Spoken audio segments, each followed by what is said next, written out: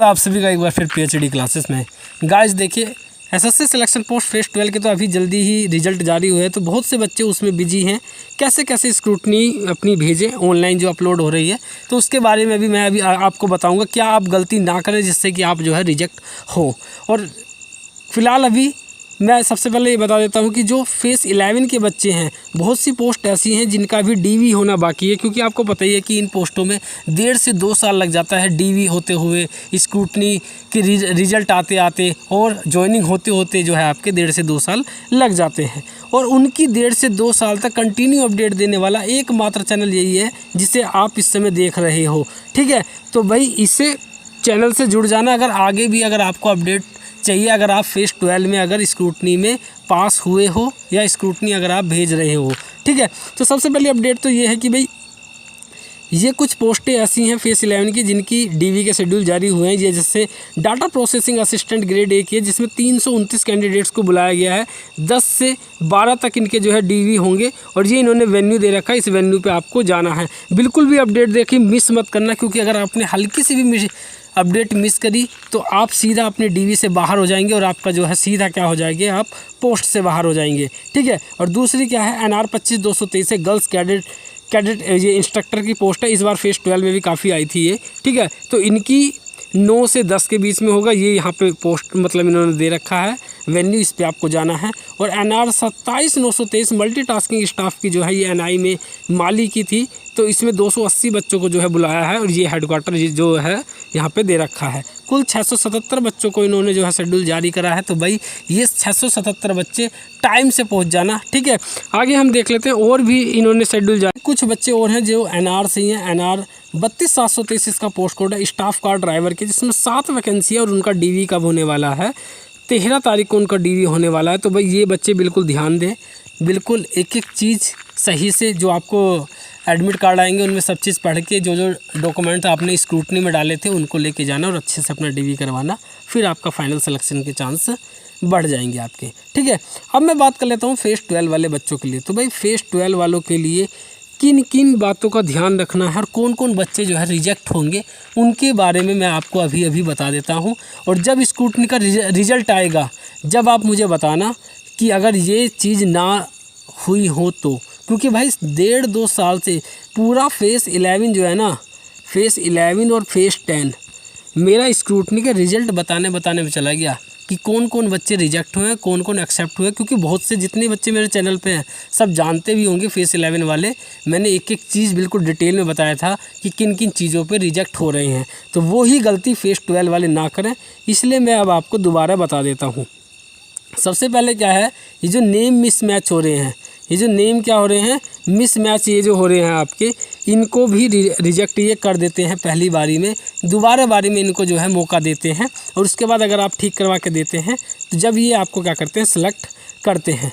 दूसरी बात क्या है, दूसरी में वो बच्चे रिजेक्ट होंगे जो अपना सेल्फ, मतलब जो ये आपका कहते हैं कि आपका इसमें अगर आपने डॉक्यूमेंट्स में अगर आपने सेल्फ सिग्नेचर नहीं करे हैं, जो आपकी फ़ोटोकॉपी है उसमें आपने अटेस्टेड खुद नहीं करे हैं या सिग्नेचर नहीं करे हैं, उसके बाद बिना सिग्नेचर के ही अगर आपने अपलोड कर दिए हैं, तो वो बच्चे सीधा क्या हो जाएंगे, रिजेक्ट हो जाएंगे भाई। और जो पोस्टें होती हैं उनमें छोटी मोटी जो गलतियां होती हैं, ठीक है, जो आपकी गलतियां होती हैं उनको एक बार को चांस दे दिया जाता है। लेकिन सिलेक्शन पोस्ट में अगर आपने हल्की सी भी गलती करी ना, तो भाई ये सीधा रिजेक्ट करते हैं, सीधा रिजेक्ट।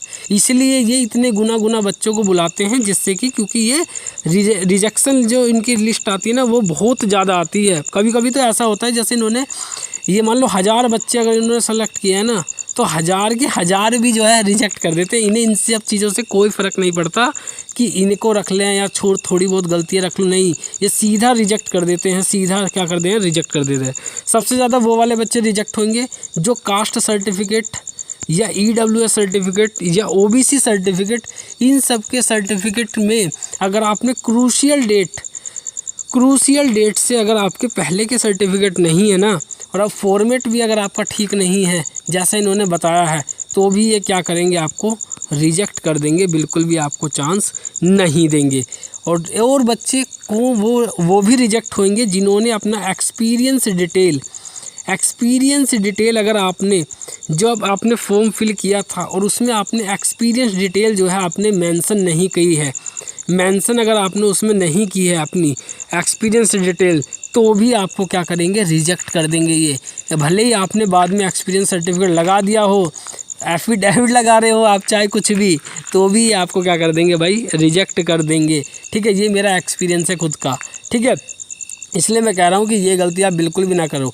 अगर आप एक्सपीरियंस सर्टिफिकेट कहीं से फर्जी बनवाते हो, ठीक है, आपने उस टाइम फॉर्म फिल कर दिया हो कि चलो भाई बाद में जब अगर मेरा सिलेक्शन हो गया तो मैं इधर उधर से जो है अपना सर्टिफिकेट, एक्सपीरियंस सर्टिफिकेट बनवा दूंगा, तो भी ये क्या कर देंगे, आपको सीधा सीधा रिजेक्ट कर देंगे। क्योंकि ये सब चीज़ जानते हैं भाई, ये बहुत स्मार्ट लोग होते हैं जिनका यही काम ही होता है डॉक्यूमेंट्स ही देखने का, तो भी ये क्या कर देंगे, आपको रिजेक्ट कर देंगे। जैसे आपने अगर अपने डॉक्यूमेंट्स अपलोड करे हैं ऊपर, आपने सोचा होगा ये वैसी नॉर्मली डॉक्यूमेंट्स देखते हैं और सीधा सीधा बस क्या कर देंगे, हमको सेलेक्ट कर देंगे। नहीं भाई, बहुत बारीकी से देखते हैं ये डॉक्यूमेंट्स। पिछली बार मैंने बहुत गलतियां देखी, जो सिल्ली मिस्टेक थी बच्चों की, उन पे भी क्या करा है, उनको रिजेक्ट कर दिया है। ठीक है, तो आप इन सब चीज़ों का बिल्कुल ध्यान रखना।